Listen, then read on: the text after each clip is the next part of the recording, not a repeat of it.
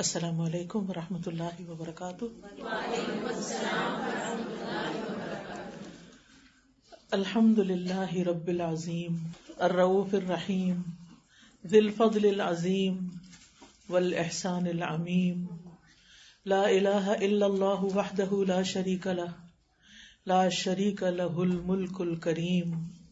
سب تعریف اللہ کے لیے ہے جو رب ہے، عظمت والا ہے، نہایت شفقت والا، نہایت رحم کرنے والا، جو بہت بڑے فضل والا ہے اور ہر ایک پر احسان کرنے والا ہے۔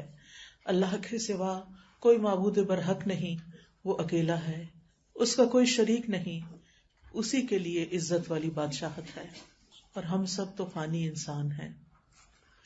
اللہ سبحانہ تعالیٰ کا بے حد شکر ادا کرتی ہوں کہ جس نے ہمیں مسلمان بنایا، جس نے ہمیں قرآن کی دولت عطا کی، جس نے ہمارے لیے یہ وسائل پیدا کیے کہ ہم اللہ کی کتاب کو آسانی سے سمجھ سکیں، جس نے ہمیں توفیق دی، جس نے ہمیں شوق دیا، جس نے ہمیں اپنے کلام سے محبت دی، اور جس نے اس کلام کے ذریعے ہماری زندگیوں کو سنوار دیا، ہمارے دلوں کو بدل ڈالا۔ اللہ سبحانہ وتعالیٰ کی ہم سب پر اپنی رحمتیں ہوں، آپ سب پر بھی، ہم پر بھی، جو اس مشن کو آگے لے کر چل رہے ہیں۔ اللہ کا یہ کلام سب انسانوں کے لیے ہے، ہدی للناس ہے، ہدی للمتقین ہے، جن کے اندر بھی طلب ہے، جن کے اندر بھی تڑپ ہے، اللہ سبحانہ وتعالیٰ ان کو اپنی طرف آنے کا راستہ دکھا دیتا ہے۔ اللہ سبحانہ وتعالیٰ آپ کو بہترین جزا دے اس ساری محنت پر، اور جو بھی اس کام میں آپ کے مددگار ہیں، آپ کے شریک ہیں، آپ کی کالج کی انتظامیہ، آپ کے جتنے بھی ساتھی ہیں، اللہ سبحانہ وتعالیٰ آپ کو دنیا اور آخرت کی بھلائیاں عطا فرمائے۔ جس طرح آپ اللہ کی مخلوق تک، اور خاص طور پر ایسی مخلوق کہ جن کے ہاتھوں میں بہت سے انسانوں کی جانیں ہوتی ہیں اور بہت سے انسانوں کی صحت کے معاملات ہوتے ہیں، ان تک آپ نے اللہ کا کلام پہنچایا۔ انشاءاللہ اس سے ایک بڑی خیر پھیلے گی، اور جو بھی محنت کر رہے ہیں ان سب کے لیے ایک صدقہ جاریہ ہوگا۔ آج میں انشاءاللہ آپ کے سامنے طب سے متعلق اسلام کی جو رہنمائی ہے اس پر چند باتیں کروں گی۔ ہو سکتا ہے آپ نے یہ سب باتیں پہلے پڑھ رکھی ہوں، لیکن یاد دہانی ہمیشہ اچھی ہوتی ہے، انسان کا ایمان تازہ ہو جاتا ہے، اور جو کام وہ کر رہا ہوتا ہے اس میں موٹیویشن کا لیول بڑھ جاتا ہے۔ نحمدہ ونصلی علی رسولہ الکریم، اما بعد، فاعوذ باللہ من الشیطان الرجیم، بسم اللہ الرحمن الرحیم، رب اشرح لی صدری ویسر لی امری واحلل عقدۃ من لسانی یفقہوا قولی۔ ہم سب جانتے ہیں کہ ہمارا خالق اللہ ہی ہے۔ انسانی جسم جس قدر کمپلیکیٹڈ ہے، اور اس کے اندر صرف ایک سیل جو سب سے چھوٹی اکائی ہے، اس اکائی پر بھی آپ سب جانتے ہیں کہ ابھی تک پوری طرح وہ انسانوں کے علم میں نہیں آیا کہ ایک سیل بھی کیسے کام کرتا ہے، اور پورا جسم کیسے کام کرتا ہے، اور اس میں روح کیسے آ جاتی ہے اور پھر کیسے نکل جاتی ہے، اور کون ہے اس کا خالق۔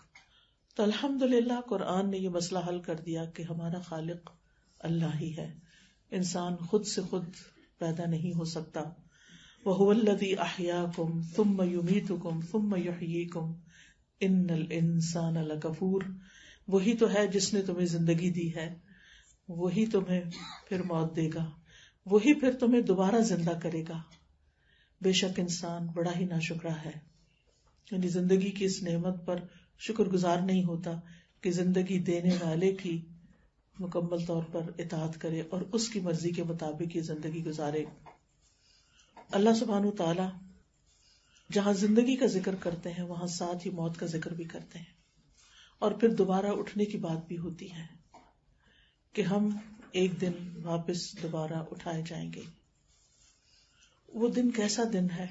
وہ دن ہے یوم یقوم الناس لرب العالمین، جس دن لوگ رب العالمین کے سامنے کھڑے ہوں گے۔ اس دن انہیں اپنی اس زندگی میں کیے ہوئے تمام اعمال کا حساب دینا ہوگا، اور ہمیں اس دنیا میں بھیج کر دیکھا بھی یہ جا رہا ہے کہ ایکم احسن عملا، تم میں سے کون اچھے عمل کرتا ہے۔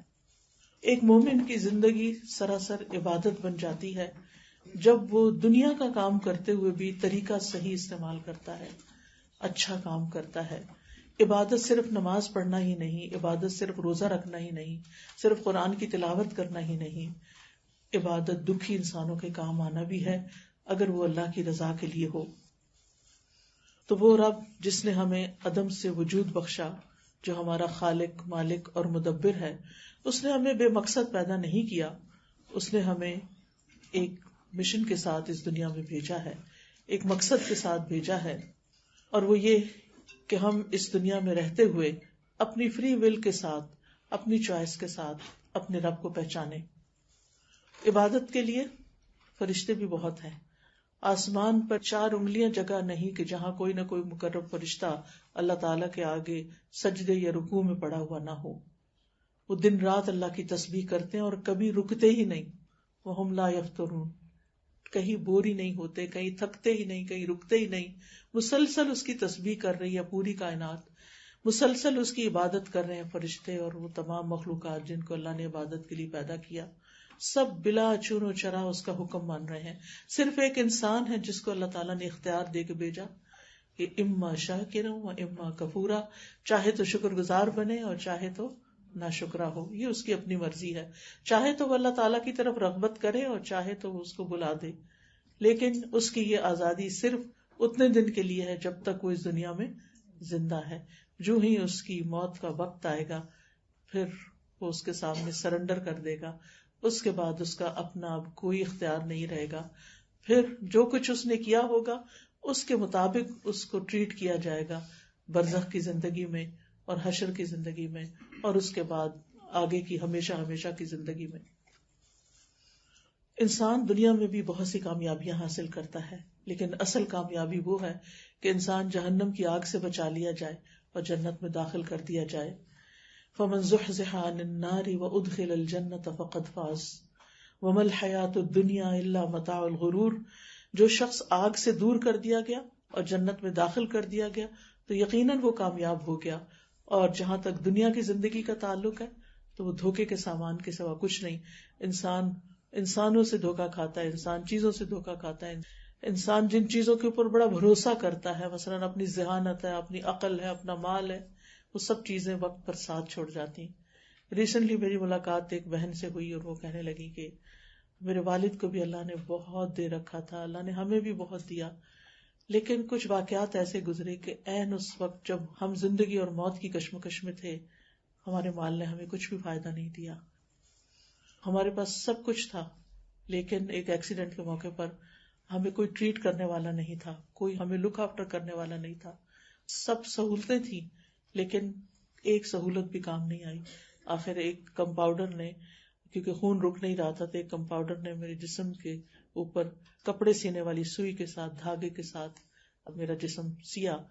اس وقت مجھے زندگی کی حقیقت یہ پتہ چلی کہ یہ ساری چیزیں ایک دھوکے کے سوا کچھ نہیں، کہ جن پہ ہم اتنا ڈیپینڈ کرتے ہیں اور ہم اپنی خوشی اور کامیابی کا انحصار ان چیزوں کو سمجھتے ہیں، حالانکہ یہ چیزیں کام نہیں آتی جب تک اللہ کا اذن نہ ہو. تو بہرحال کہنے کا مطلب یہ ہے کہ ہم سب نے چونکہ واپس جانا ہے اور اپنے رب کے سامنے جا کر کھڑے ہونا ہے اور رب سے ملاقات کرنی ہے، لہٰذا ہم یہ زندگی سوچ سمجھ کے گزاریں اور اس میں وہ کام کریں کہ جو رب کو خوش کر دیں. سورۃ کہف میں آتا ہے فمن کان یرجو لقاء ربہ فلیعمل عملا صالحا ولا یشرک بعبادۃ ربہ احدا. جو کوئی اپنے رب سے ملاقات کی امید رکھتا ہے اسے چاہیے کہ نیک عمل کرے اور اپنے رب کی عبادت میں کسی کو شریک نہ کرے. لہذا ہم سب اللہ کی رضا کے کاموں میں کسی اور کو شریک نہ کریں کہ اس کو خوش کرنے کے لیے کر رہے ہیں یا کسی اور سے کچھ فائدہ حاصل کرنے کے لیے کر رہے ہیں. تو جو لوگ بھی نیک اعمال کرتے ہیں اللہ تعالیٰ کے نزدیک وہ بہترین مخلوق ہیں. ان الذین آمنوا وعملوا الصالحات اولئک هم خیر البریہ. بے شک جو لوگ ایمان لائے اور جنہوں نے نیک اعمال کیے وہ مخلوق میں سب سے بہترین لوگ ہیں، یعنی اللہ سبحانہ تعالیٰ کے پسندیدہ ترین لوگ ہیں جو اس دنیا میں رہتے ہوئے اور اس دنیا کے آزمائشوں اور فتنوں میں رہتے ہوئے بھی اپنے رب کو راضی کرنے کی کوشش میں لگے رہتے ہیں. اور اللہ نے ان کے اعمال کی جزا کا بھی وعدہ کر رکھا ہے کہ والذین آمنوا وعملوا الصالحات لنکفرن عنہم سیئاتہم ولنجزینہم احسن الذی کانوا یعملون. کہ جو لوگ ایمان لائے اور انہوں نے نیک کام کیے ہم یقیناً ان کی برائیاں ان سے دور کر دیں گے اور انہیں اس عمل کی بہترین جزا دیں گے جو وہ کیا کرتے تھے. یعنی مومن کے اعمال جو ہیں وہ ضائع نہیں ہوں گے، بلکہ ان اعمال پر اس کو بہترین اجر ملے گا. حتیٰ کہ ایک ذرے جتنا عمل جو ہے، مثلاً کچھ لکھ رہے ہیں آپ اور آپ ایک ڈاٹ بھی لگا دیتے ہیں اس سینٹینس کو کمپلیٹ کرنے کے لیے، تو اس ڈاٹ کا بھی اجر ہے. قرآن مجید میں آتا ہے ان اللہ لا یظلم مثقال ذرۃ، اللہ کسی جان پہ ذرے برابر بھی ظلم نہیں کرتا. وَإِن تَكُ حَسَنَةً، اگر وہ ذرہ، وہ ڈاٹ نیکی کا ہے تو یضاعفها، وہ اسے کئی گنا بڑھا دیتا ہے. وَيُؤْتِ مِن لَّدُنْهُ أَجْرًا عَظِيمًا، اور اپنے پاس سے اجر عظیم عطا کرتا ہے. یعنی ایک ذرے کو پہاڑ بنا دیتا ہے، کیونکہ ذرے ذرے سے ہی مل کے پہاڑ بنا ہے. ایک اور حدیث میں آتا ہے کہ ایک لقمہ جو انسان اللہ کے راہ میں صدقہ کرتا ہے، اگر اخلاص کے ساتھ کیا ہو، اچھی چیز کا کیا ہو، ایک کھجور بھی جو اللہ کے راستے میں دیتا ہے، اللہ تعالیٰ اس کو اپنے دائیں ہاتھ سے قبول کرتا ہے اور پھر اس کو بڑھاتا ہے حتیٰ کہ وہ لقمہ احد پہاڑ کے برابر ہو جاتا ہے اجر و ثواب میں. یعنی اللہ سبحانہ وتعالیٰ کے خزانے بہت وسیع ہیں. وہ صرف یہ دیکھ رہا ہے کہ کون خوشی سے، کون اپنے دل کی مرضی سے، اور کون اپنے نفس کی خواہشات کو کنٹرول کر کے زمانے کا پریشر برداشت کرتے ہوئے صرف اس کی بات مانتا ہے، صرف اس کا بن کے رہتا ہے. اور جو اس کے بن جائیں تو پھر اللہ سبحانہ وتعالیٰ ان کی غلطیوں کو معاف بھی کر دیں گے اور ان کو اجر عظیم بھی عطا کریں گے.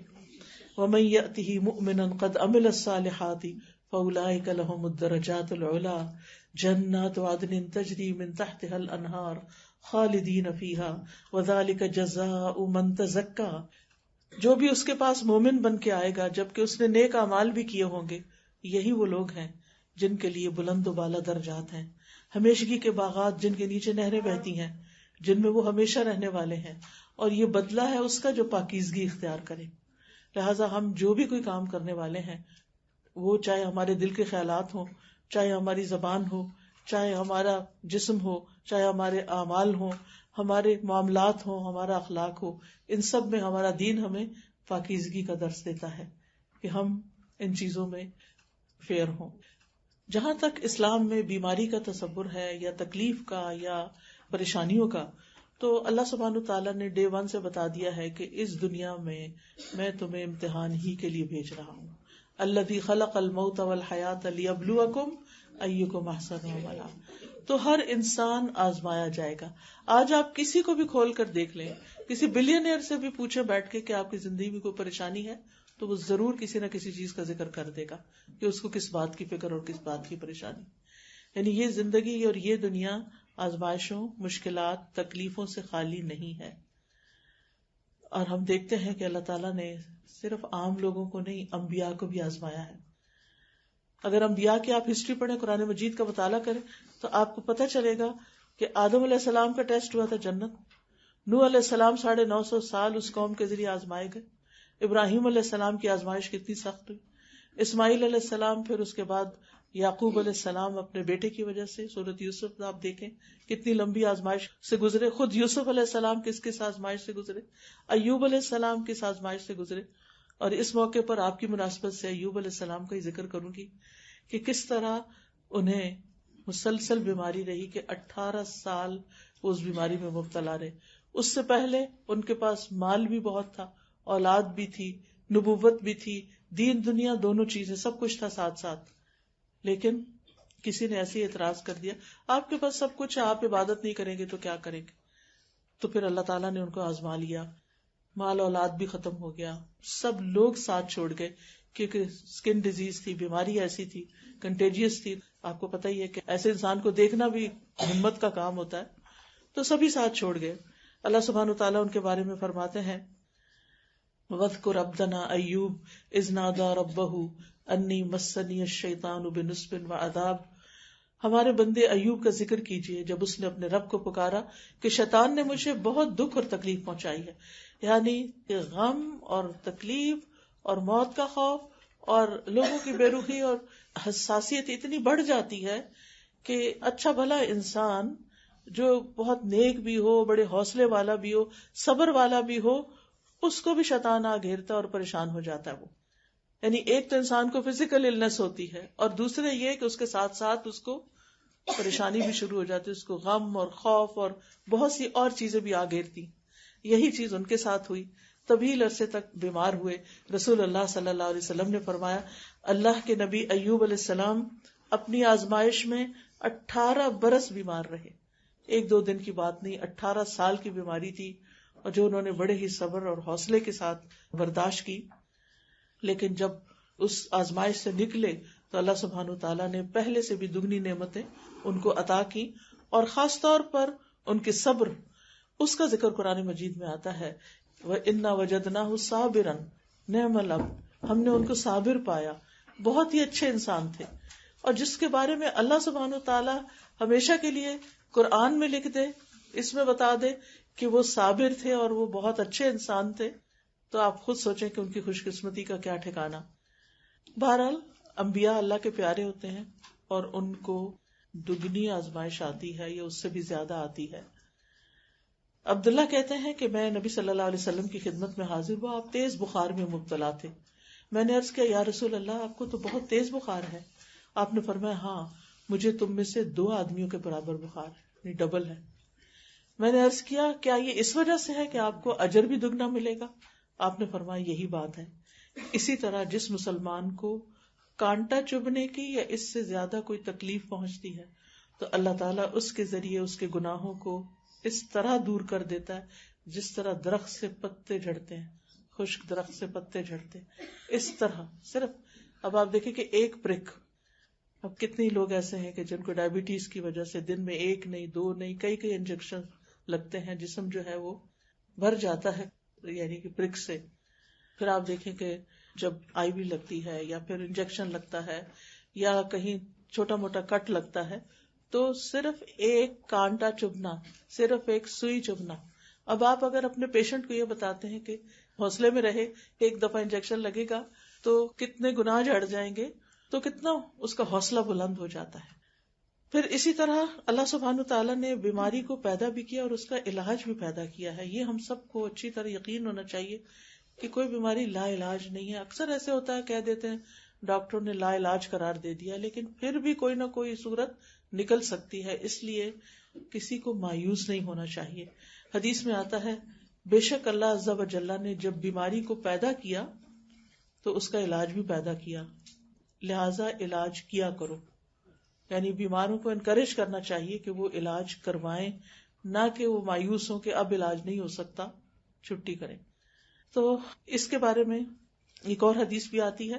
اسامہ بن شریک کہتے ہیں میں نبی صلی اللہ علیہ وسلم کی خدمت میں پہنچا، آپ کے صحابہ ایسے بیٹھے ہوئے تھے گویا ان کے سروں پہ پرندے ہوں، یعنی بہت ادب اور سکون سے سن رہے تھے آپ کو. میں نے سلام کیا اور بیٹھ گیا. ادھر ادھر سے بدوی لوگ آئے، یعنی دیہاتی لوگ آ گئے. انہوں نے پوچھا اے اللہ کے رسول کیا ہم علاج کر لیا کریں؟ آپ نے فرمایا دوا استعمال کیا کرو، بلا شبہ اللہ عز و جل نے کوئی بیماری پیدا نہیں کی مگر اس کی دوا پیدا کی ہے، سوائے ایک بیماری کے اور وہ بڑھاپا ہے. بڑھاپا جب آ جاتا ہے اور بڑھاپے کی کمزوریاں لاحق ہو جاتی ہیں تو آپ جتنا کچھ کر لیں پھر ایک سرٹن ٹائم آتا ہے کہ آپ کچھ بھی نہیں کر سکتے. پرولونگ کر سکتے ہیں آپ اس کو لیکن ختم نہیں کر سکتے. لہذا مسلمان ڈاکٹرز کو خاص طور پر ریسرچ میں بھی ضرور جانا چاہیے. اپنے اسٹوڈنٹس کو بھی آپ اس معاملے میں انکریج کریں کہ مختلف ایسی بیماریاں کہ جن کا ابھی تک کوئی خاطر خواہ علاج دریافت نہیں ہوا اور لوگ بہت تکلیف اٹھاتے ہیں، اگر وہ ایسی چیزیں سامنے لے آتے ہیں جس سے انسانیت کا بھلا ہوتا ہے تو جتنے لوگوں کے دکھ دور کریں گے، جتنے لوگ اس سے فائدہ اٹھائیں گے، وہ ان کے لیے صدقہ جاریہ ہوگا اور ان کے لیے قیامت کے دن کی اور دنیا کی بھی تکلیفوں سے نجات کا ذریعہ ہوگا. ایک اور چیز جو بیماری کے بارے میں ہمارا دین ہمیں بتاتا ہے وہ یہ ہے کہ بیماری کو برا بھلا نہ کہا جائے. جابر بن عبداللہ کہتے ہیں کہ رسول اللہ صلی اللہ علیہ وسلم ام صائب کے ہاں تشریف لائے اور آپ نے فرمایا اے ام صائب تمہیں کیا ہوا کہ تم کانپ رہی ہو؟ اس نے عرض کیا بخار ہے، اللہ اس میں برکت نہ کرے. آپ نے فرمایا بخار کو برا بھلا نہ کہو، کیونکہ بخار بنی آدم کے گناہوں کو اس طرح دور کرتا ہے جس طرح بھٹی لوہے کے میل کچیل کو صاف کر دیتی ہے. لہذا کسی بیماری کو برا نہ کہیں کیونکہ وہ انسان کو صاف کرنے کے لیے آئی ہے. بعض اوقات آپ تو مجھ سے بہتر جانتے ہیں کہ ایک بیماری بذات خود بیماری نہیں ہوتی، وہ کسی اور بیماری کا پتہ دیتی ہے اور اس کا جا علاج ہوتا ہے. مثلا اب سر درد ہے تو ضروری نہیں کہ سر درد صرف لوکل چیز ہو، وہ کسی اور جسم کے حصے کی تکلیف کو ٹریگر کر رہا ہوتا ہے، یا بخار جو ہے وہ بذات خود بخار نہیں، وہ کسی انفیکشن کا پتہ دے رہا ہوتا ہے، یا کوئی اور ریزن ہو سکتی ہے. تو اس طرح کوئی ایک چھوٹی بیماری سامنے آتی ہے تو اس کی انویسٹیگیشن ہوتے ہوتے کسی بڑی بیماری کو انسان جا پکڑتا ہے اور اس کا علاج ہو جاتا ہے، اور اجر و ثواب تو اپنی جگہ ہے ہی. نبی صلی اللہ علیہ وسلم نے فرمایا مسلمان پر کوئی مصیبت، بیماری، رنج و غم، تکلیف یا پریشانی ایسی نہیں آتی یہاں تک کہ اگر کانٹا بھی اسے چبھتا ہے تو اس کے بدلے اللہ تعالیٰ اس کے گناہ دور کر دیتا ہے. اسی طرح آپ سے پوچھا گیا ہمیں جو بیماریاں لگتی ہیں، نبی صلی اللہ علیہ وسلم سے پوچھا گیا کہ بتائیے کہ ان پر ہمارے لیے کیا ہے، یعنی کیا اجر ہے. آپ نے فرمایا یہ بیماریاں گناہوں کا کفارہ بن جاتی ہیں. تو انہوں نے کہا کہ اگر چھوٹی سی بیماری ہو، آپ نے فرمایا اگرچہ کانٹا ہی کیوں نہ چبھ جائے یا اس سے بھی کم، تو اس سے بھی کفارہ ہوتا ہے. یہ سن کر ابی ابن کعب نے اپنے لیے دعا کی کہ موت تک کبھی بخار ان سے جدا نہ ہو.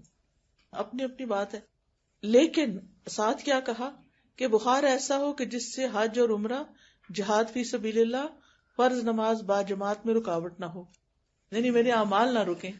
چنانچہ اس دن کے بعد جب کوئی انہیں ہاتھ لگاتا تو ان کا جسم تپ رہا ہوتا تھا، حتیٰ کہ ان کا انتقال ہو گیا لیکن ان کے باقی کام ہوتے رہے. یعنی انہیں جب یہ پتا چلا کہ اتنا بڑا اجر و ثواب ہے، تو اس لیے انسان کو بیماری مانگنی تو نہیں چاہیے، عافیت ہی اچھی ہے، کیونکہ بعض چیزیں انسان مانگ لیتا اور پھر نبھا نہیں سکتا. لیکن یہ ہے کہ اگر انسان ایسی کوئی چیز اس کی زندگی میں آ جاتی ہے، کوئی بیماری ایسی ہے یعنی علاج تو ہے لیکن دریافتی نہیں ہوا، تو وہ مایوس نہ ہو بلکہ اس کو خوش اسلوبی سے نبھائے. بیمار شخص جو ہے اپنی بیماری میں اگر کچھ عمل نہیں کر سکتا جو وہ صحت کی حالت میں کرتا تھا تو اس کے وہ اعمال بغیر کیے بھی لکھے جاتے ہیں اس کے لیے. عقبہ بن عامر کہتے ہیں نبی صلی اللہ علیہ وسلم نے فرمایا دن بھر کا کوئی عمل ایسا نہیں جس پر مہر نہ لگائی جاتی ہو، ہر چیز سرٹیفائیڈ ہے کہ ہاں ٹھیک ہے یہ عمل ہو گیا، یہ عمل ہو گیا، نماز ہو گئی، باقی اچھے اچھے کام ہو گئے. چنانچہ جب کوئی بیمار ہوتا ہے تو فرشتے عرض کرتے ہیں اے ہمارے رب، تو نے فلاں بندے کو روک دیا ہے. رب فرماتا ہے کہ اس کے تندرست ہونے تک جیسے وہ اعمال کرتا ہے ان کی مہر لگاتے جاؤ، یعنی جو جو صحت میں کر رہا تھا اس وقت اس کام کی مہر لگاتے جاؤ یہاں تک کہ ٹھیک ہو جائے یا فوت ہو جائے، اجر برابر کا لکھا جائے گا. بعض مریض ہوتے ہیں بڑے اچھے ہوتے ہیں، اچھے اچھے کام کر رہے تھے، اچانک کوئی بیماری آتی ہے، کتنا عرصہ آئی سی یو میں یا کومے میں چلے جاتے ہیں. اب وہ ان کو تو کوئی ہوش ہی نہیں ہے، لیکن ہر روز ان کے وہ نیک کام جو صحت کی حالت میں وہ کرتے تھے وہ سارے کے سارے ان کا اجر لکھا جاتا ہے. اچھا ہم لوگ جو اوپر والے ہوتے ہیں وہ بعضوں کا تنگ آ جاتے ہیں کہ اللہ اس کو اٹھا لے یا اس پہ رحم کر، اس کو صحت دے، یہ بہت لمبا ہو گیا. ہمیں اپنے لیے بوجھ لگتا ہے یا لواحقین کے لیے ایک پریشانی کا باعث ہوتا ہے، لیکن جو شخص اس تکلیف میں موجود ہوتا ہے اس کے بارے میں بدگمانی نہ کرے کہ یہ ضرور اپنی کسی گناہ میں پکڑا گیا ہے. نہیں، اللہ ہی جانتا ہے کہ اللہ تعالیٰ نے اس کے کتنے درجات بلند کرنے اور اس کا کیا مقام لکھا ہوا ہے. اور اس کو اگر یہ تکلیف آ گئی ہے اور ایک ایک دن، کیونکہ بعض اوقات ہمیں حکمت نظر نہیں آتی نا کہ اتنا بوڑھا شخص ہے اور کچھ کرنے کے قابل نہیں، حتیٰ کہ اس کو کچھ ہوش بھی نہیں. مجھے یاد ہے کہ میری نانی جو تھی، ایک بڑی نانی، وہ اتنی بوڑھی ہو گئی تھی کہ ان کو نہ سنائی دیتا تھا نہ دکھائی دیتا تھا، بس ایک گٹھڑی کی طرح ایک جگہ پر، یعنی کہ وہ ہوتی تھی جب ہم جاتے تھے بس ان کو ایک چارپائی پہ بیٹھا دیکھتے تھے. یعنی اس سے پہلے وہ اچھی بھلی تھی، چلتی پھرتی تھی، کھاتی پیتی، ہنستی بولتی، سب کچھ، لیکن آہستہ آہستہ آہستہ آہستہ آہستہ بالکل بیڈ ریڈن ہو گئی. تو اس وقت انسان سوچتا ہے کہ ان کے جینے کا کیا فائدہ. ہمیں دعا کرنی چاہیے کہ اللہ تعالیٰ ہمیں ایسے بڑھاپے سے بچائے کہ ہم دوسروں پہ بوجھ بنے، اس کی باقاعدہ دعا ہے. لیکن اللہ تعالیٰ کی حکمت ہوتی ہے، کسی کسی پر ایسی آزمائش آ جاتی ہے، اگر کسی پر آ جائے تو اس کے بارے میں بدگمانی نہ کرے، یہ اللہ ہی کو پتا ہے کہ اللہ نے اس کے لیے کیا لکھا ہوا ہے. تو وہ جوانی میں، صحت میں جو نمازیں پڑھتے تھے، جو کام کرتے، اسی طرح الزائمر ہے، آہستہ آہستہ ہر چیز کو بلا دیتے ہیں، اپنا نام بھول جاتے ہیں، کھانا بھول جاتے ہیں، ہر چیز بھول، کچھ پتہ ہی نہیں ہے دنیا میں کیا ہو رہا ہے کیا نہیں ہو رہا. لیکن اجر سارا لکھا جا رہا ہے جو وہ نیکی کے کام صحت کی حالت میں کرتے تھے. تو اس لیے انسان کو اپنی زندگی، اپنی صحت، اپنی جوانی سے فائدہ اٹھانا چاہیے اور صحت کی حالت میں اچھے اچھے کام کرتے چلے جانا چاہیے تاکہ یہ ہمارے لیے سرمایہ ہو. اللہ نہ کرے کہ کبھی بیمار ہو یا یہ کام کسی وجہ سے ہم سے چھوٹ جائے. نبی صلی اللہ علیہ وسلم نے فرمایا جب کوئی بندہ بیمار ہوتا ہے یا سفر میں جاتا ہے تو اس کے وہ تمام کام لکھ دیے جاتے ہیں جو وہ حالت قیام اور زمانے تندرستی میں کیا کرتا تھا. بعض بیماریوں میں فوت ہونے والا شہید کا ثواب پاتا ہے. آپ صلی اللہ علیہ وسلم نے فرمایا فی سبیل اللہ مارے جانے کے علاوہ 7 طرح کی شہادت اور ہے. ایک وہ جو طاعون کی پلیگ کی بیماری میں مرے، دوسرے وہ جو پانی میں ڈوب کے مر جائے، تیسرا وہ جو ذات الجنب کی بیماری یعنی پسلی کی بیماری، سینے کی بیماری میں فوت ہو جائے، چوتھا وہ جو پیٹ کی بیماری میں فوت ہو، پانچواں وہ جل کے جو مر جائے، چھٹا جو چھت یا دیوار کے نیچے دب کے جیسے ایکسیڈنٹ وغیرہ میں مر جائے، ساتویں جو عورت حاملہ ہو اور مر جائے. یہ سب شہید کہلائیں گے. ان کے لیے شہادت کا اجر ہے اور بڑا مقام ہے. پھر اسی طرح یہ ہے کہ اگر کسی کو کوئی بیماری آ گئی ہے اور وہ صبر کر رہا ہے تو اس کے بدلے جنت ہے. ایک خاتون تھی، ان کو مرگی کے دورے پڑتے تھے تو انہوں نے نبی صلی اللہ علیہ وسلم سے دعا کروائی کہ آپ دعا کریں کہ اللہ تعالیٰ مجھے صحت دے دے. آپ نے فرمایا اگر تم چاہو تو صبر کر لو، تمہارے لیے جنت ہے. اگر چاہو تو میں دعا کر دیتا ہوں اور تم ٹھیک ہو جاؤ گی. تو اس نے کہا میں صبر کروں گی کیونکہ مجھے جنت چاہیے، لیکن یہ کہا کہ آپ دعا کریں میرا سطر نہ کھلے کیونکہ میں جب بے ہوش ہو جاتی ہوں تو میرا جسم ننگا ہو جاتا ہے. تو اس کے لیے آپ نے اس کے لیے دعا کر دی. اب اگلا پارٹ آتا ہے میری گفتگو کا کہ یہ تو تھا بیماری آنے پر کیا ہوتا ہے، اور جو بھی بیمار ہوں، جو بھی پیشنٹس ہوں، ان کو ایسی خوشخبریاں دینی چاہیے تاکہ وہ حوصلے میں ہوں.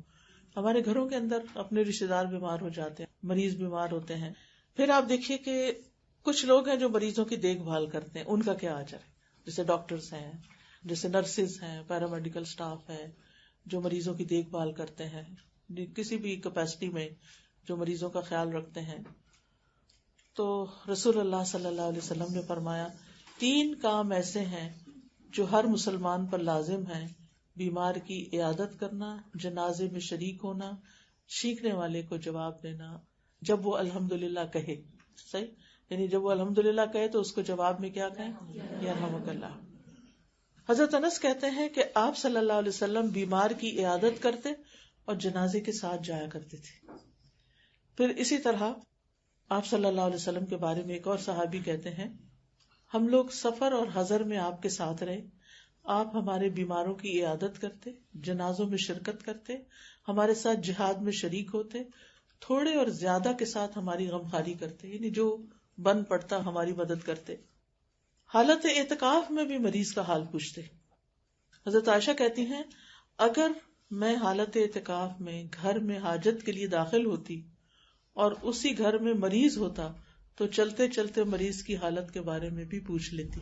اب ایک ڈاکٹر ہے، اگر راؤنڈ لے رہا ہے، چلتے چلتے صرف اسمائل کر کے، سلام کر کے، گزرتے گزرتے مریضوں کا حال پوچھتا جاتا ہے تو اس پر بھی اجر ہے.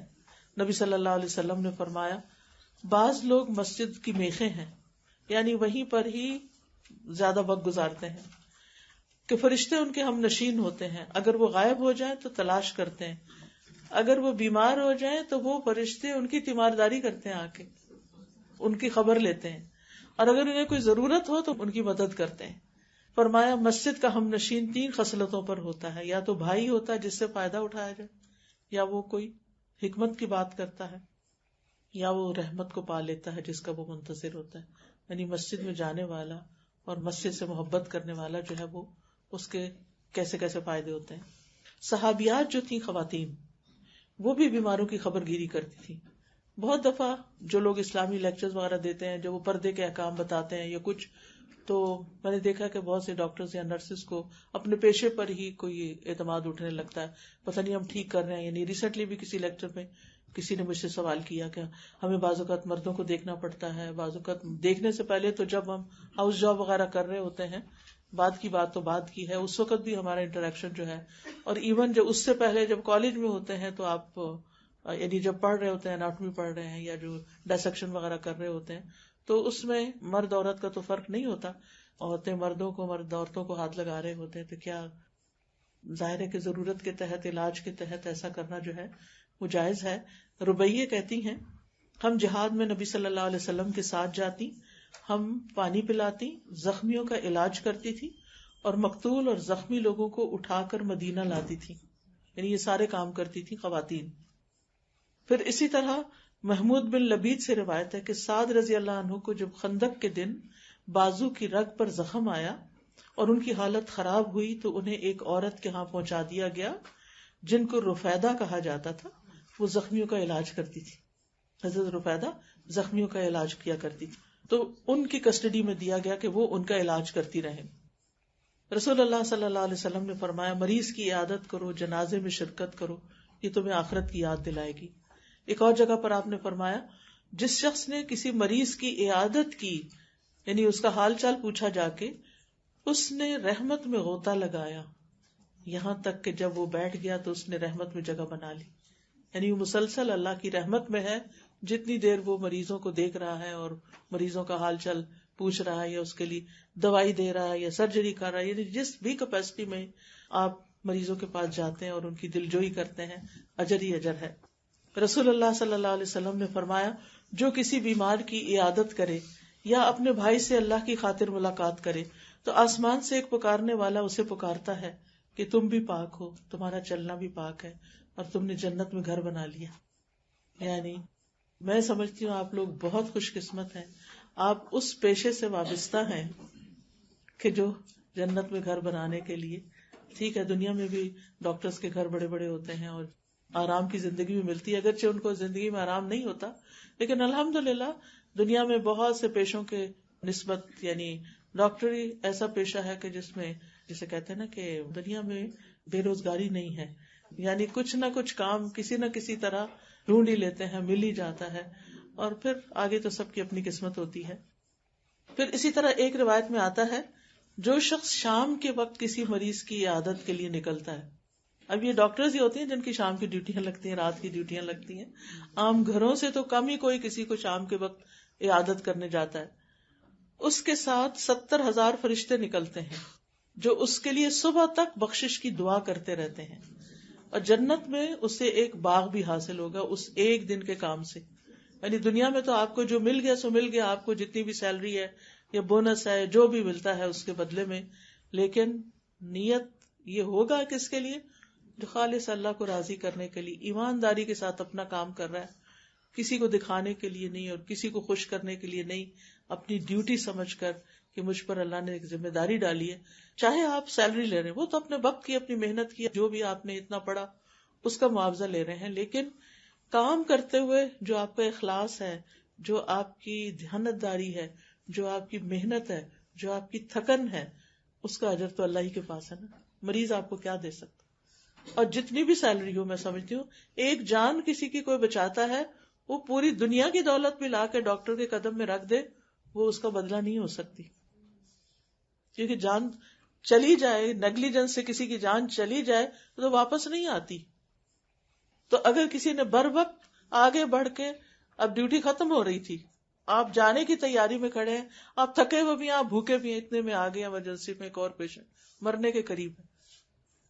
اب آپ کہہ کہ جی میرا تو وقت ختم ہو گیا، آپ کہہ سکتے ہیں، قانونی طور پہ آپ کہہ سکتے ہیں، لیکن انسانیت کس چیز کا تقاضا کرتی کہ آپ اس وقت چھٹی چھوڑو، اس کی جان بچاؤ. ایک جان کو جو کسی کی بچاتا ہے وہ ایسا ہے جیسے ساری انسانیت کی جان بچاتا ہے. اتنا بڑا اجر و ثواب ہے. پھر رسول اللہ صلی اللہ علیہ وسلم نے فرمایا 6 خصائل ایسے ہیں کہ اگر کوئی مسلمان کسی ایک سے متصف ہو کر فوت ہو جائے تو اللہ کے ذمہ ہے کہ اسے جنت میں داخل کرے گا.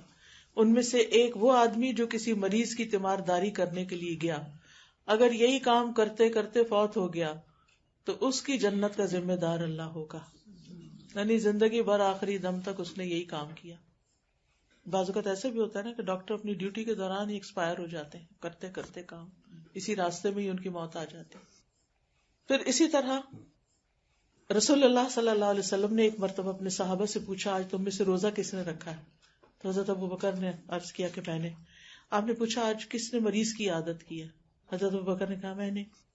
آپ نے پوچھا جنازے میں کس نے شرکت کی ہے؟ حضرت ابوبکر نے پھر ہاتھ اٹھایا کہ میں نے. آپ نے پوچھا آج کس نے مسکین کو کھانا کھلایا؟ ابوبکر رضی اللہ عنہ نے کہا میں نے. مروان کہتے ہیں مجھے معلوم ہوا کہ اس پر نبی صلی اللہ علیہ وسلم نے فرمایا جب کسی شخص میں ایک ہی دن میں یہ خصلتیں جمع ہو جائیں، یعنی وہ یہ سارے کام ایک دن میں کر لے، وہ جنت میں ضرور داخل ہوگا. اور کہا جاتا ہے، ایک اور روایت سے پتہ چلتا ہے کہ حضرت ابوبکر نے یہ کام فجر سے پہلے کر لیے تھے. تو کچھ لوگ ایسے ہوتے ہیں کہ جو نیکی کا کوئی کام سامنے آئے تو پھر تھک کے بیٹھ نہیں جاتے، اٹھ کے فوراً چل پڑتے ہیں، چلے میں کر لیتا ہوں. ٹھیک ہے، کئی مجبوریاں بھی ہوتی ہیں، لیکن کچھ لوگ الحمدللہ جن کی نیت ہوتی ہے نا، جذبہ ہوتا ہے، ان کو کام نظر بھی آ جاتے ہیں اور اللہ انہیں توفیق بھی دے دیتا ہے اور وہ کر بھی گزرتے ہیں. اور دوسروں کو فائدہ پہنچانے والے لوگ اللہ کے بڑے پیارے ہوتے ہیں. ہم ولی اللہ ڈھونڈتے ہیں مسجدوں میں، ہم ولی اللہ ڈھونڈتے ہیں کسی اور درگاہوں میں، ادھر ادھر. اللہ کے بندوں کی خدمت کرنے والے بھی کئی ولی اللہ ہوتے ہیں جو چھپے ہوئے ہوتے ہیں، جن کا کسی کو پتہ نہیں ہوتا کہ کتنے خلوص اور کتنے پیار اور کتنی محبت اور کتنی محنت کے ساتھ یہ دکھی لوگوں کی مدد کر رہے ہیں اور خدمت کر رہے ہیں. ایک آدمی نبی صلی اللہ علیہ وسلم کے پاس آیا اور کہنے لگا، اے اللہ کے رسول، کون سے لوگ اللہ کو زیادہ محبوب ہیں اور کون سے اعمال اللہ کو زیادہ پسند ہیں؟ آپ نے فرمایا، وہ لوگ اللہ کو زیادہ محبوب ہیں جو دوسرے لوگوں کے لیے سب سے زیادہ فائدے کے ہوں، جو دوسروں کو سب سے زیادہ فائدہ پہنچائیں. اللہ سبحانہ تعالیٰ کے نزدیک پسندیدہ اعمال یہ ہیں: کسی مسلمان کو خوش کرنا. آپ دیکھیں کہ کوئی پین میں آیا ہے، آپ نے دوا دی، وہ پین لیس ہو کے جا رہا ہے، کتنا خوش ہوگا. ہر ایک سے ذکر کرے گا کہ میں نے فلاں ڈاکٹر کے پاس علاج کرایا تھا اور میری بیماری جاتی رہی اللہ کے اذن سے. پھر فرمایا، یا کسی سے تکلیف دور کرنا، یا اس کا قرضہ ادا کر دینا، یا اس سے بھوک کو دور کرنا. جو اپنے بھائی کے ساتھ اس کی ضرورت پوری کرنے کے لیے چلا یہاں تک کہ اسے پورا کر دیا، اللہ تعالیٰ اس کو اس دن ثابت قدم رکھے گا جس دن قدم ڈگمگا جائیں گے. دوسروں کی خدمت کرنا ہمارے نبی صلی اللہ علیہ وسلم کی سنت ہے. آپ کمزور مسلمانوں کے پاس خود جاتے، ان سے ملاقات کرتے، ان کے بیماروں کو دیکھتے، ان کے جنازوں میں حاضر ہوتے. لوگوں کی مدد کرنا نفلی عبادت سے زیادہ افضل ہے. نبی صلی اللہ علیہ وسلم نے فرمایا، مومن کو خوش کرنا، اس کا قرض ادا کرنا، اس کی ضرورت پوری کرنا، اس سے کسی مصیبت کو دور کرنا افضل اعمال میں سے ہے. آپ نے فرمایا، جس آدمی نے کسی مومن سے دنیا میں مصیبتوں میں سے کسی مصیبت کو دور کیا، یعنی دنیا کی مصیبتوں میں سے، اللہ تعالیٰ قیامت کے دن کی مصیبتوں میں سے اس کی کوئی مصیبت دور کر دے گا. جس نے کسی تنگ دست پر آسانی کی، اللہ تعالیٰ اس پر دنیا میں اور آخرت میں آسانی فرمائے گا. جس نے کسی مسلمان کی پردہ پوشی کی، اللہ دنیا اور آخرت میں اس کی پردہ پوشی کرے گا. لوگ اپنے جتنے راز ڈاکٹرز کو بتاتے ہیں شاید ہی کسی کو بتاتے ہیں، لہٰذا ان کے اوپر ایک فرض بنتا ہے کہ وہ ان کی پرائیویسی کا خیال رکھیں اور ان کے عیب چھپائے رکھیں. رسول اللہ صلی اللہ علیہ وسلم نے فرمایا، اللہ تعالیٰ تب تک اس بندے کی مدد میں ہوتے ہیں جب تک وہ بندہ اپنے بھائی کی مدد میں لگا ہوا ہوتا ہے. اب یہ ہے کہ جو بھی کام ہو اس میں پہلی شرط یہ ہے کہ ہر کام اللہ کی رضا کے لیے کرنا ہے، یعنی اتنے شوق اور خوشی سے کرنا ہے، کسی کی بھی تکلیف دور کرنا، کسی کی بھی مدد کرنا، کسی بیمار کے کام آنا کہ میرا رب مجھ سے راضی ہو جائے، میں اس کے بدلے میں اللہ کی رضا چاہتی ہوں. نبی صلی اللہ علیہ وسلم نے فرمایا، لوگوں اپنے اعمال کو اللہ کے لیے خالص کر لو، کیونکہ اللہ عز و جل اپنے لیے خالص عمل ہی قبول کرتا ہے، اسی پر اجر ملتا ہے. آپ نے فرمایا، تمہیں ہر اس خرچ کا اجر ملے گا جو تم اللہ عز و جل کا چہرہ چاہنے کے لیے خرچ کرو گے، حتیٰ کہ اس کا بھی جو تم اپنی بیوی کے منہ میں لقمہ ڈالو. یعنی اگر ایک چھوٹی سی چیز بھی تم اس کو کھلاتے ہو وہ بھی تمہارے لیے اجر کا باعث ہے. اسی طرح بعض اوقات کچھ لوگوں کے اوپر پورے فیملی کی ذمہ داری آ جاتی ہے، خواتین کام کرتی ہیں اور ان کا کوئی اور ارن کرنے والا نہیں ہوتا. انسان کبھی کبھی فرسٹریٹ بھی ہوتا ہے کہ سب کچھ مجھے ہی کیوں کرنا ہے، سارے بہن بھائی کو میں ہی کیوں پڑھاؤں، سارے خاندان کا ذمہ میں نے کیوں لے رکھا ہے، مجھے اپنے لیے بھی کچھ دیکھنا چاہیے. ٹھیک ہے، اپنی ضروریات بھی پوری کریں، لیکن ایسے لوگ خوش قسمت ہیں جن کی کمائی میں، جن کی محنت میں ضرورت مندوں کا حصہ ہے اور وہ خوش دلی کے ساتھ یہ کام کرتے ہیں. نبی صلی اللہ علیہ وسلم نے فرمایا، جو آدمی مسلمانوں کے کسی امور کا ذمہ دار ہو پھر ان کی بھلائی کے لیے جدوجہد نہ کرے اور خلوص نیت سے ان کا خیر خواہ نہ ہو تو وہ ان کے ساتھ جنت میں داخل نہ ہوگا. یعنی جہاں ایک طرف اخلاص کی ضرورت ہے وہاں دوسری طرف اگر نیگلیجنس برتی یا خیر خواہی نہیں کی اور صحیح علاج نہیں کیا تو اس پر پکڑ بھی ہے. پھر یہ ہے کہ یہ ایک ہیکٹک کام ہے، تکلیف مشکل کام ہے، لیکن اس میں بھی اپنے اخلاق کو اچھا رکھنا بڑا ضروری ہے. رسول اللہ صلی اللہ علیہ وسلم نے فرمایا لوگوں میں سب سے بہتر وہ ہے جس کا اخلاق زیادہ اچھا ہے. پھر اسی طرح آپ نے فرمایا بے شک نرمی جس چیز میں بھی ہوتی ہے اس کو زینت بخشتی ہے، اور نرمی جس چیز سے نکال دی جاتی ہے اسے بدصورت کر دیتی ہے. لہذا مریضوں کے ساتھ جو پہلے ہی دکھی ہوتے ہیں اور نرمی سے معاملہ کرنا ہے. آپ نے فرمایا 3 قسم کے لوگ جنتی ہیں، ان میں سے ایک وہ آدمی جو رشتہ داروں اور مسلمانوں کے لیے مہربان اور نرم دل ہو. جو لوگوں کے لیے نرم دل ہوتا ہے وہ جنتی ہے. آپ نے یہ بھی فرمایا لوگوں میں سب سے بہترین وہ ہے جو لوگوں کے لیے سب سے زیادہ نفع بخش ہے. فرمایا مومن محبت کرتا ہے، اس سے محبت کی جاتی ہے، اس بندے میں کوئی خیر نہیں جو نہ محبت کرتا ہے نہ ہی اس سے کوئی محبت کرتا ہے. اور اس میں اگر انسان دوسروں سے محبت کرتا ہے بغیر فرق کیے کون اپنا ہے کون نہیں، سب سے خیر خواہی، سب کا بھلا، سب کی خیر، تو ایسا شخص بہترین شخص ہے. پھر اسی طرح ہمارے دل میں رحم دلی اور شفقت کے جذبات ہونے چاہیے. یعنی مومن تو وہ ہے کہ اگر کسی مومن کو کوئی تکلیف ہو تو ایسے ہی ہے اس کو محسوس ہوتا ہے جیسے اپنے جسم میں کوئی تکلیف ہو گئی ہے. عبداللہ بن مسعود کہتے ہیں نبی صلی اللہ علیہ وسلم نے فرمایا کیا میں تمہیں ایسے شخص کے بارے میں نہ بتاؤں جس پر دوزخ کی آگ حرام ہے اور وہ آگ پہ حرام ہے. ہر وہ شخص جو قریب رہنے والا نرم ہے، آسان ہے، نرم ہے، آسان ہے، یعنی اس کے ساتھ معاملہ کرنا بڑا آسان ہے. کچھ پوچھے تو اچھے سے جواب دے گا، سلام کرے تو خوش دلی سے جواب دے گا. یعنی کسی بھی طرح معاملہ پڑ جائے تو بڑی امانت، صداقت، دیانت، یعنی آپ کو تسلی ہوتی ہے کہ اس شخص سے میں نے معاملہ کیا تو کوئی مسئلہ ہی نہیں ہے، میرا مسئلہ حل ہو جائے گا. یعنی پرابلم سالورز ہوتے ہیں وہ، نہ کہ کریٹرز. پھر اسی طرح ہاتھ اور زبان سے سلامتی.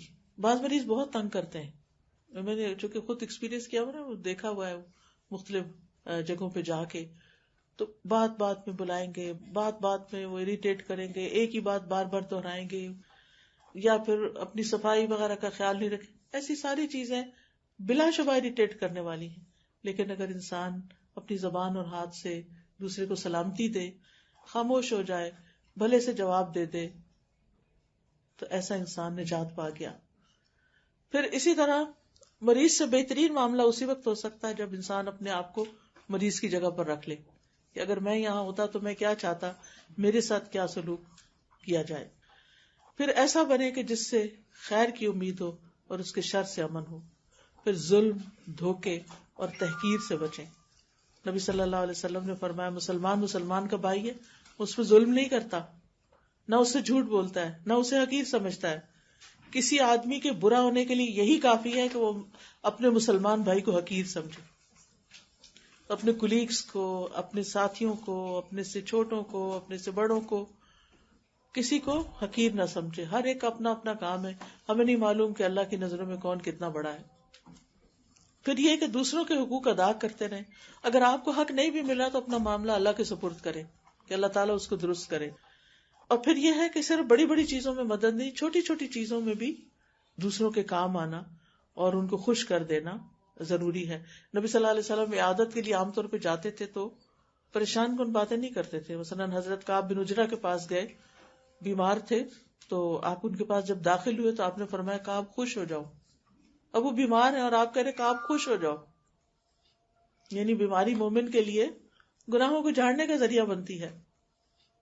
پھر اسی طرح مومن جو ہے وہ مریض کو صحت کی امید اور نیکی کے کاموں کی رغبت دلائے اور بیماری پر اجر کے بارے میں ضرور بات کرے.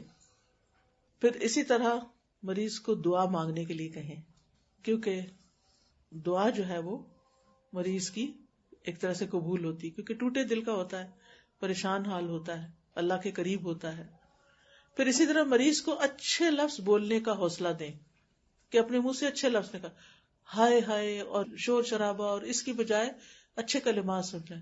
یا اللہ، یا رب، یا حیو یا قیوم برحمتک استغیث. یعنی ہائے ہائے ہائے کرنے سے تو کچھ حاصل نہیں ہوتا، خود بھی پریشان، دوسروں کو بھی.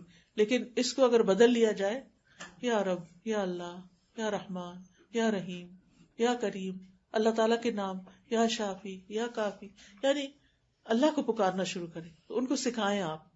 پھر اسی طرح اللہ پہ بھروسہ کرنا سکھائیں.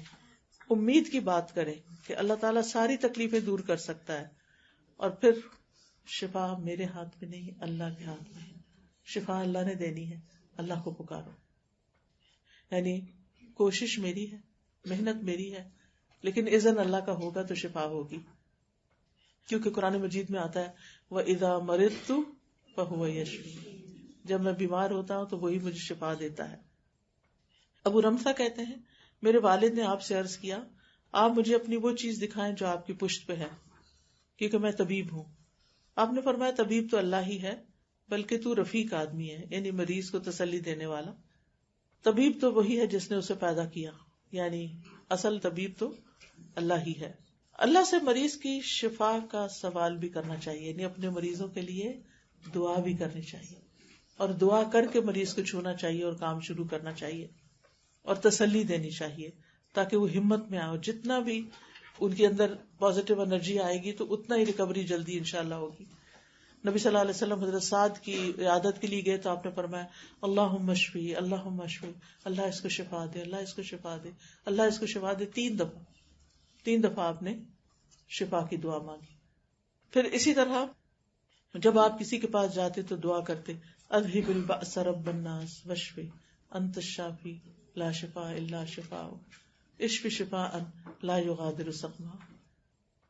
اور نبی صلی اللہ علیہ وسلم کسی کو درد ہوتی اور تکلیف ہوتی تو دعا سکھاتے کہ درد والی جگہ پہ ہاتھ رکھو، 3 دفعہ بسم اللہ پڑھو، اور پھر اعوذ باللہ وقدرتہ من شر ما اجد واحاذر. پھر اسی طرح یہ کہ قرآن سے علاج کریں، یعنی کہ جیسے کچھ ہاسپٹلز میں سورۃ الرحمن وغیرہ لگوائی جاتی ہے. اور پھر رسول اللہ صلی اللہ علیہ وسلم نے فرمایا اپنے مریضوں کا علاج صدقے کے ذریعے کیا کرو.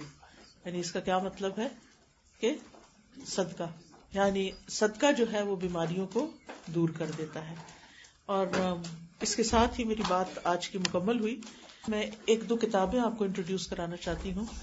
یہ کتاب ہے مریض کے احکام، اور اس کو لکھنے کے پیچھے مقصد یہ تھا کہ بعض اوقات مریض ایسے ہوتے ہیں کہ ان کو نہیں پتا ہوتا کہ طہارت کیسے کریں، اگر وہ نہا نہیں سکتے یا غسل نہیں کر سکتے تو تیمم کیسے کریں، نماز کیسے پڑھیں، لیٹ کے پڑھیں، یا اگر کپڑے ناپاک ہیں تو چینج نہیں کوئی کر سکتا یا بیماری ایسی ہے تو وہ کیسے کریں، پھر روزہ کس پہ فرض ہے کس پہ نہیں، پھر اسی طرح حج عمرے پر گیا اور پیریڈز وغیرہ شروع ہو گئے تو کیا کریں، اور اسی طرح کچھ اور چیزیں ہیں. تو میں سمجھتی ہوں کہ یہ کتاب مریضوں کے لیے اور خود ڈاکٹرز کے لیے بھی بہت اچھی ہے. اسی طرح یہ نظر بد کی حقیقت اور علاج، کیونکہ کچھ بیماریاں جیسے نبی صلی اللہ علیہ وسلم فرمایا کہ نظر جو ہے میری امت میں سب سے زیادہ موت کا سبب بنے گی. یعنی اچھا بھلا انسان ہے، اچانک ہی اس کو کچھ ہو جاتا ہے تو اس کے پیچھے نظر بھی ہو سکتی ہے. تو اگر ایسی کوئی چیز محسوس ہو تو کون سی دعائیں پڑھنی چاہیے. پھر یہ زندگی میں آسانی کی دعائیں، کیونکہ کچھ لوگ بیماری سے گھبرا جاتے ہیں. پھر یہ آیات شفا ہے کہ جو بیماروں کے مریضوں کے اٹینڈنٹس جو ہیں وہ ان کے پاس بیٹھ کے یہ دعائیں پڑھ سکتے ہیں. پھر بیماری سے پریکاشن کے لیے حفاظت کی دعائیں ہیں. پھر اس کے علاوہ ذکر الہی کے بارے میں ہے، آیات سکینت ہے، اور بیمار ٹھیک ہو جائے تو الحمدللہ. اور اسی طرح حیض اور نفاس کے بارے میں بہت سی لوگوں کے اندر کنفیوژن ہے. تو یہ کتاب بہت محنت سے لکھی گئی ہے. یہ بھی ہر خاتون کی ضرورت ہے کہ وہ خود بھی ایجوکیٹڈ ہو اس معاملے میں اور اپنے بچوں کو بھی اور دوسروں کو بھی ایجوکیٹ کرے. تو یہ چند باتیں تھیں. جزاکم اللہ خیرا. میں آپ سے اجازت چاہتی ہوں. وآخر دعوانا ان الحمدللہ رب العالمین. جزاک اللہ خیر استاذہ. آپ کی باتیں ایسی تھیں کہ جو ہمیں اپنے پروفیشن پہ پیار آ گیا آج سن کے، لیکن اس کے ساتھ ہمیں ڈر بھی لگا کہ جتنا اجر ہے اتنی ہی پکڑ بھی ہے. اور ہم عموماً اپنے جو ہمارے اسٹوڈنٹس ہیں اور جو ہمارے کولیگس ہیں، ہمارے جونیئرز ہیں، ان کو یہ بات بارہا بتاتے ہیں اور خود بھی اپنے اوپر امپوز کرنے کی کوشش کرتے ہیں کہ جو نرمی کا معاملہ ہے وہ بہت احتیاط کرنا ہے. ہم اریٹیٹ ہو جاتے ہیں پیشنٹس کے بیہیویئرس کے ساتھ، اسپیشلی لیبرنگ پیشنٹس. تو یہ ہمیں بہت سوچنے سمجھنے کی بات ہے. جیسے استاذہ نے کہا نا کہ ان سے دعا کروا لیں. یقین کریں کہ یہ میں اپنا پرسنلی ہے کہ میں ضرور اس پیشنٹ سے کہتی ہوں جو لیبر میں ہے نا کہ اپنے لیے بھی دعا مانگو، اپنے بچوں کے لیے بھی، اپنے والدین کے لیے بھی، اپنے اس بچے کے لیے بھی، اور میرے لیے بھی مانگو جو آپ کو کریں. ایک اور چیز میں نے استاذہ میں آپ سے اس کے بارے میں پوچھنا چاہوں گی کہ جب بچہ پیدا ہوتا ہے تو شیطان کہ چکا مار جائے اس کا. ہاں تو اگر اس وقت جیسے ہی بیبی ہمارے ہاتھ میں آئے اگر ہم اس کو اعوذ باللہ من الشیطان الرجیم پڑھیں اس وقت تو بہت یہ مطلب مجھے یہ بہت اچھا لگتا ہے. جب سے مجھے یہ پتا چلا تو یہ کائنڈلی ہم میں سے جو اس کی والدہ کو کیا آیت الکرسی پڑھتی رہے وہ لیبر کے دوران؟ لیبر کے دوران آیت الکرسی پڑھتی رہے تو یہ ایک بہت زبردست قسم کی ٹپ ہے. تو جزاک اللہ خیر استاذہ آپ تشریف لائیں. بارک اللہ. اور آپ ہمارے لیے دعا کیجیے گا. ایک سوال کرنا چاہیے ڈاکٹر نورین. ڈاکٹر نورین ہوں. مجھے ایک کوشچن کرنا تھا کہ جب ہم ڈیلی کئی دفعہ ہمیں بھول جاتا ہے نیت کرنا, لیکن جنرلی ہماری نیت ہوتی ہے کہ جب ہم وارڈ میں جا رہے ہیں راؤنڈ کر رہے ہیں تو کبھی بھول جائیں تو بھی انشاءاللہ آپ اپنے ڈریسنگ ٹیبل پہ لکھ کے لگا دیں آج کی نیت. بہت شکریہ. You are most welcome. جی میری نا پیشنٹ انٹراویجینل ہم کوئی بھی چیز یا میڈیسن دیتے ہیں ان کو, وہ پوچھتے ہیں میڈم اس سے تو ہمیں غسل کرنا پڑے گا. نہیں اس سے کوئی غسل نہیں ہے. نہیں کوئی غسل نہیں. جی ہاں بالکل. اس میں یہ جو مریض کے احکام کتاب ہے نا یہ اگر آپ سب پڑھ لیں تو ساتھ ساتھ مریضوں کو آپ ایجوکیٹ بھی کر سکتے ہیں. اس میں سارے ایسے مسائل لکھے ہوئے ہم نے. جی ویلکم. سبحانک اللہم و بحمدک اشہد ان لا الہ الا انت استغفرک و اتوب الیک.